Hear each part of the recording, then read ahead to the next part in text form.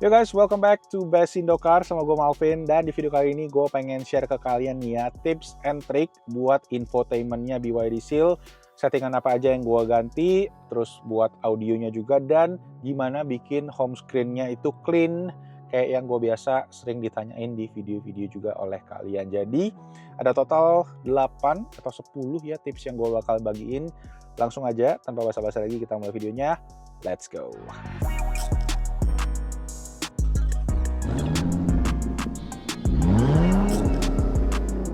Oke, jadi dia untuk home screen dari infotainment atau head unitnya BYD Seal. Jadi mungkin ukurannya agak gede dan ini kurang lebih sama sih harusnya ya. Cara operasionalnya sama BYD yang lain. Cuma ini karena ukuran aja yang lebih gede. Tapi mungkin secara tips hopefully kurang lebih sama dengan yang ada di mobil-mobil BYD lainnya. Oke, yang pertama gue pengen notice aja nih ada garis merah. Ini karena kita lagi di mode sport. Yang mana gue nggak tahu mungkin ini update terbaru ya. Tapi kalau kalian ganti ke mode normal atau eco, garis merahnya akan hilang. Dan gue balikin lagi aja ke mode sport karena gue terbiasa di mode sport ini ya. Oke, jadi langsung aja kita masuk ke tips yang pertama yang kita harus maksimalin dari infotainmentnya si BYD ini adalah si voice command-nya. Nah, kalau kita klik ke tadi kanan atas ya, kita bisa masuk ke settingan-settingannya dan kita bisa lihat sebenarnya apa aja yang bisa kita lakuin. Pertama adalah di bagian audio wake up ya tadi ya. Kita itu kalau ngomong merek mobil ini ya, si BYD, dia suka ke-trigger. Nah, caranya gimana biar kita nggak ke-trigger, misalnya kita lagi jelasin ke teman kita yang lagi kita nyetir bareng, kita bisa setting nih wake word-nya. Nah, kita bisa ganti, misalnya namanya apa, Denny misalnya gitu ya. Ada yang namanya Denny di sini ya. Hai Denny. Hai Denny. Hai Denny. Tuh, akhirnya bisa. Kalian bisa ganti aja ke nama lain, jadi dia nggak ke-trigger kalau kalian lagi sebutin brand mobilnya. Terus dia juga ada audio zone setting. Ini sih gue sih nggak ganti-ganti ya.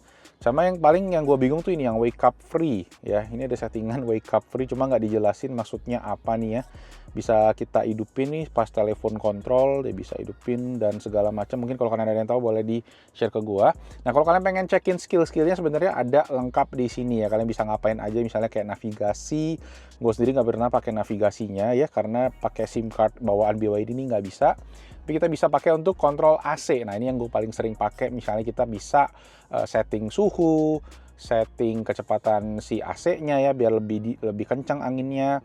Kita bisa juga hidupin kayak si ventilation ya atau AC yang ada di kursi. Cuma yang paling gue sering pakai pastinya si bagian AC-nya tadi.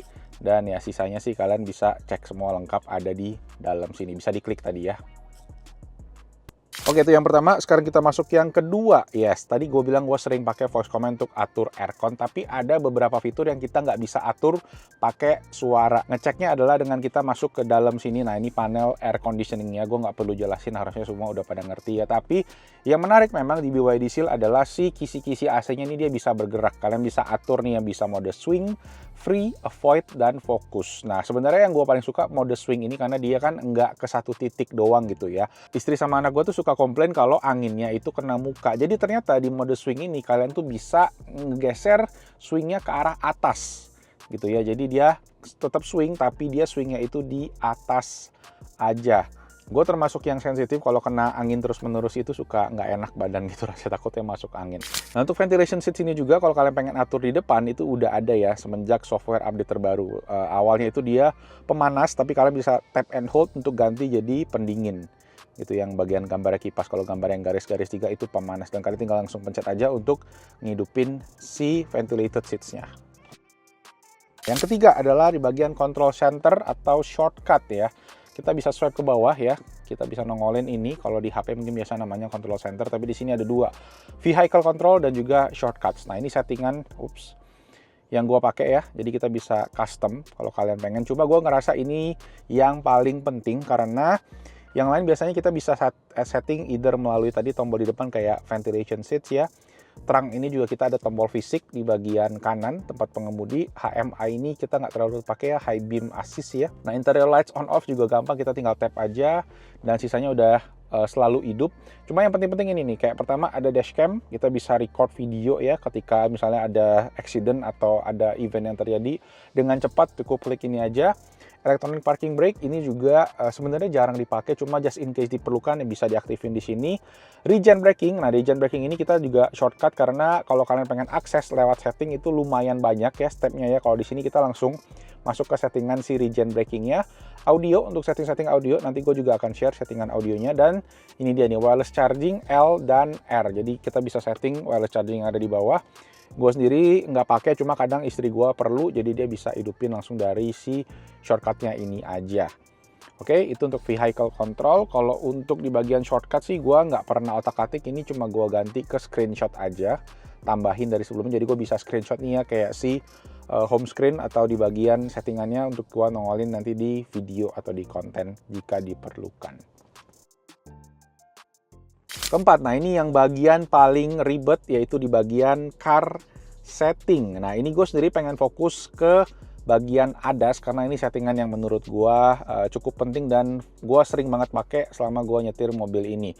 Ya, di bagian ICC atau Intelligent Cruise Control. Mungkin ini bakal banyak kepake di kota gede kayak Jakarta yang banyak jalan tolnya ya, karena gue ngerasa kalau di jalanan kecil atau jalanan yang biasa itu cruise controlnya agak berbahaya dipakai, karena kalau ada motor ya, yang gue pernah share sebelumnya juga, itu kalau kita disalip motor biasanya dia kayak kehilangan reference dan kayak mobil ini ngerasa depannya tuh kosong. Nah, settingan yang gue pakai ada di bagian sini ya.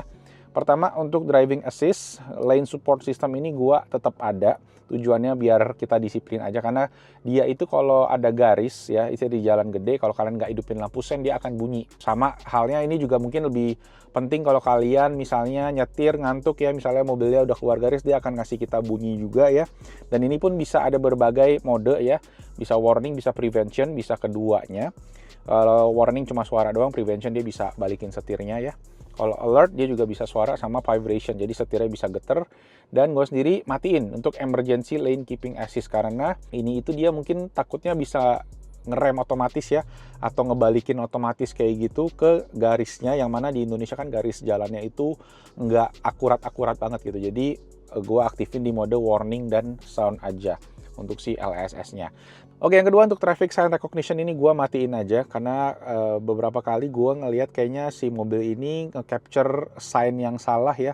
Kadang beberapa kali di jalan tol speed limit gue itu cuma 10 km per jam gitu kan, agak aneh, jadi akhirnya gue matiin aja. Jadi mungkin ini ya buat kalau kalian di kota-kota yang dia punya speed limitnya jelas ya di jalan, ya ini bakal kepake, tapi di Jakarta sih gue so far nggak terlalu kepake. High beam assist tadi kita udah matiin juga, dan ini DAW, driver attention warning ya, gue sendiri di standar aja, cuma so far gue nggak pernah sampai ini tuh hidup si notifikasinya. Active safety, nah ini yang lumayan banyak nih ya, coba bear with me, kita cek pelan-pelan. Predictive collision warning gue matiin aja, karena ini kalau kalian kayak lagi macet-macetan ya, dia suka ya bilangnya kayak kita bakal nabrak gitu, jadi lumayan sensitif ya mobil ini ya secara sensor, jadi gue matiin aja.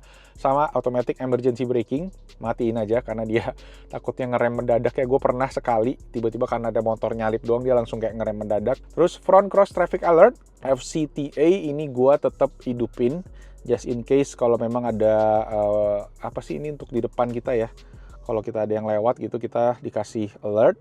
Kalau brakingnya gue matiin. Nah, kalau blind spot assist ini gue hidupin blind spot detection. Ini sebenarnya ada shortcutnya juga di bagian control panel tengah ini ya, yang di bawah auto brake ikonnya. Dan ada juga door opening warning. Ini untuk kalau kalian di belakang misalnya ada mobil, pas kalian mau buka pintu dia akan kasih tahu. Cuma dia memang nggak menahan kita untuk buka pintu sih, jadi tetap mesti hati-hati aja. Kendalanya adalah si blind spot detection ini dia nggak ada suaranya sayangnya gitu. Dia cuma lampunya kedip-kedip doang. Jadi itu yang gue ngerasa kurang sih dari sistem blind spotnya si BYD ini.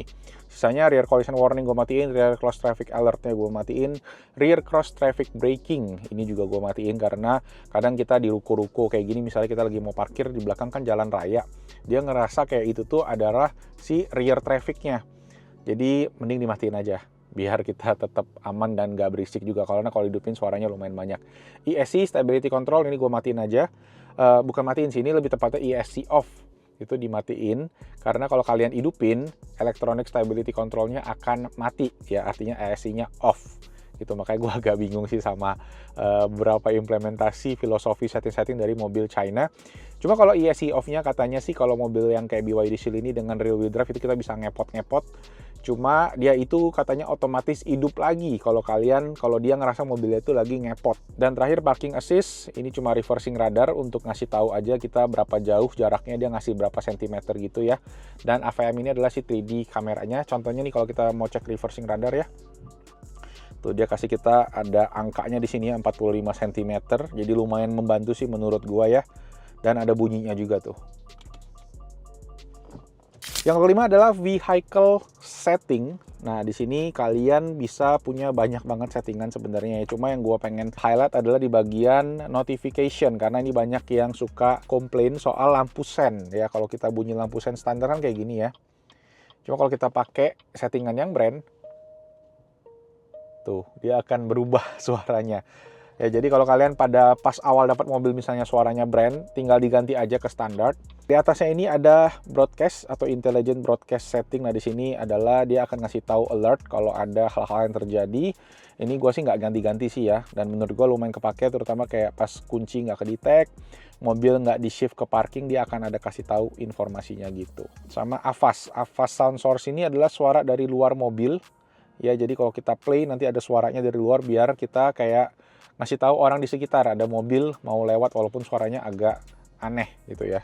Oke, jadi itu untuk vehicle setting. Kemudian masih ada satu lagi tuh vehicle tuh di bagian energy. Jadi energy ini adalah untuk kalian ngecek regenerative braking. Gue settingnya di high, jadi biar ada sedikit rasa ngerem itu ya ketika kita ngangkat gas. Kalau di mobil listrik sebenarnya idealnya itu ada yang one pedal driving, katanya itu juga paling oke. Cuma so far ya high mungkin better than nothing. Jadi ketika kalian angkat gas dia udah ada sedikit otomatis ngerem. Range mode gue dynamic aja. Nah, charging setting ini yang gue ada settingan smart charging, dimana gue aktifin chargernya itu di deket-deket si PLN diskon ya. Jadi PLN diskon itu dari jam 22, jam 10 malam sampai jam 5 pagi. Jadi ini gue dari jam 21 udah aktifin aja. Bisa di on offin aja tergantung kebutuhan. Dan ya ini sisanya sih cuma consumptionnya aja. Odo gue pas banget 5.000 km ya hari ini ya. Jadi nanti gue juga akan bikin ini video, mungkin gue 6 bulan nih, 6 bulan menggunakan si BYD Seal, dan keluh kesah plus minusnya nanti gue akan share lagi di video itu. So stay tune, subscribe, dan hidupin notifikasinya. Oke, lanjut, kita bakal ngomongin soal audio, dimana gue ada settingan juga khusus mungkin bisa kepake ya. Pertama dari segi din audio focus, ini gue ngerasa yang paling oke adalah di surround, karena kalau gue customize ini gue nggak ngerasa perbedaan yang signifikan ya, mau digeser depan belakang itu kurang ada. Ya ke belakang doang, ke depan ini ya dari tengah ke depan nih kayak nggak ada perbedaan signifikan. Kiri kanan ya cuma beda di kiri kanan aja, jadi kadang gue nggak terlalu pakai, gue cuma masukin di surround aja. Cuma yang penting di sini nih, di bagian din audio sound. Nah, ini settingan yang gue pakai, yang gue ngerasa ini paling mantep ya. Jadi kalian bisa cek di subnya itu 2, bassnya 2, midnya gue -3, dan treble-nya 4. Gue udah coba semua nih, akustik, dynamic, soft, speech.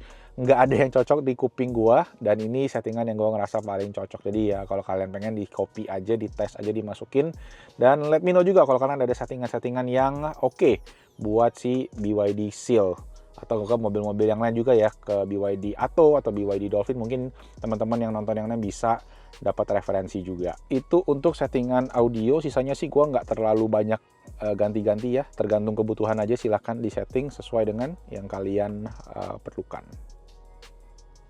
Oke, tips bonus ya buat kalian yang pakai BYD adalah kalau kalian pengen rem paralel, dan juga kalau kalian yang cuci mobil pengen si wipernya naik, nih gue share ya. Oke, untuk parkir paralel kita carinya di service, kita masuk ke overhaul, dan kita bisa aktifin ini EPB trailer mode. Jadi pas kita aktifin dia akan kasih tahu kita ya, untuk contohnya ya, in P gear, brake pedal depress, dan vehicle not being charged. Jadi kita tinggal tekan rem dan kita pencet ini. Nah, kalau ini udah selesai, sekalian tinggal matiin aja mesinnya, dan ini udah bisa didorong-dorong ya, udah kayak di gigi netral lah kalau di mobil biasa. Nah, kalau kita pengen exit, pas kita masuk ke mobilnya kita tinggal tekan aja nih bagian hold and exit-nya. Oke, dan ini dia langsung naikin si electric parking brake-nya.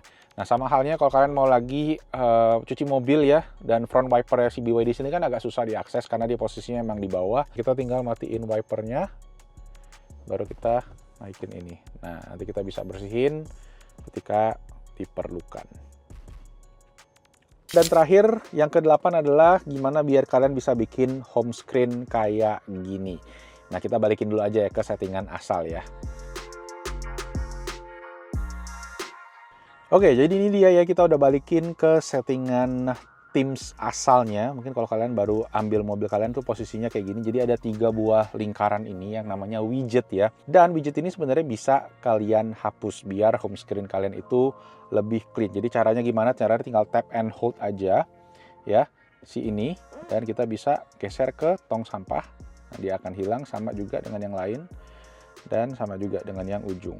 Nah, kalau kalian pengen nambahin sebenarnya bisa tinggal ditambahin aja di bagian bawah sini ya. Tinggal ditahan aja juga kalau kalian mau masukin misalnya Spotify. Kita tinggal angkat aja dan taruh dan dia akan ada. Cuma karena gue lebih prefer yang clean, jadi gue akan hapus aja semua. Nah, gimana gue bisa ganti wallpaper daripada si head unitnya? Gampang, kalian tinggal cari aja fotonya. Nanti fotonya gue akan taruh ya di link Google Drive yang ada di bawah. Kalian bisa download aja di sana dan masukin ke dalam USB ya.